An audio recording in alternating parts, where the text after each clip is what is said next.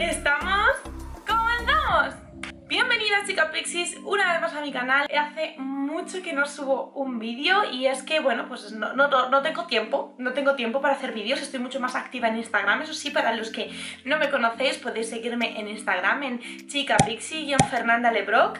Ahí sí que estoy. Ahí estoy diariamente y ahí es verdad que yo hablo con muchas de vosotras. Hace un par de días volví a cortarme el pelo. Yo creo que jamás lo había llevado tan cortito. Me ha costado bastante adaptarme, pero bueno, oye, soy la primera que dice que no pasa nada, que el pelo crece. Así que lo que he hecho ha sido un tutorial de pelo porque, bueno, aprovechando eso que lo tenía cortito y que era un look que hace pues, que no he llevado yo muy a menudo. Es que mira qué cortito, pues he dicho, venga, allá que vamos. Y para que veáis que realmente no es tan complicado apañarse un pelo corto. No he querido hacerlo complicado porque quiero que veáis que es que cualquiera puede hacerlo. O sea, simplemente es una muestra de cómo yo me arreglo el pelo un día normal, para que veáis lo que tardo y la maravilla de llevar el pelo corto.